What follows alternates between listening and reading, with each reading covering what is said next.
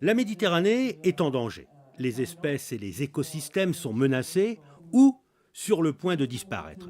Conséquence, des actions de sensibilisation à l'environnement sont organisées comme ces mini-conférences animées par des acteurs de la scène écologique de la région. Des acteurs qui mettent en valeur des actions souvent pertinentes pour la préservation de la planète. Pascal Mayol fait partie de ces personnes qui consacrent leur vie à la protection de la Méditerranée. Ça fait 16 ans que je travaille sur ce domaine, donc je peux vous dire que c'est pas facile. C'est toujours très compliqué parce qu'il s'agit de changer des mentalités. Et aujourd'hui, pour élargir un petit peu le débat et parler d'environnement au sens large du terme, on ne peut plus mettre de sparadrap sur ce projet de société qui est à bout de souffle. Il faut clairement changer de paradigme, revoir profondément ce projet de société. En tout cas, si notre objectif, c'est de léguer à nos enfants une planète viable. C'est effrayant et en même temps, c'est un projet passionnant. On est à la croisée des chemins et il y a un chantier immense pour choisir le bon chemin. La Méditerranée doit être protégée car elle est un point de passage obligé des grandes lignes du trafic maritime mondial.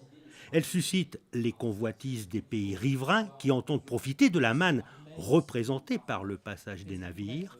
Elle est l'une des mers les plus diversifiées du globe en termes d'espèces et que plus de 30% du tourisme international se concentre en Méditerranée. Pascal Mayol est un écologue spécialisé dans les solutions pour réduire les impacts des activités humaines sur les cétacés. Comment cohabiter entre hommes et cétacés? Le problème, c'est qu'on exploite la même interface vitale, à savoir la surface de la mer. Les cétacés ont besoin d'y venir régulièrement pour respirer, puisque ce sont des mammifères comme vous et moi. Et sur cette interface vitale, il y a beaucoup de bateaux aujourd'hui, ce que l'évolution n'avait pas forcément prévu. Donc on a des problèmes de collision entre les baleines et les bateaux. Et l'association Souffleurs d'écume que je représente a développé des technologies, notamment le système REPSET, qui permet aux navires de s'informer entre eux des positions de baleines pour connaître les zones de risque, réduire l'allure et éviter les collisions dans ces cas-là.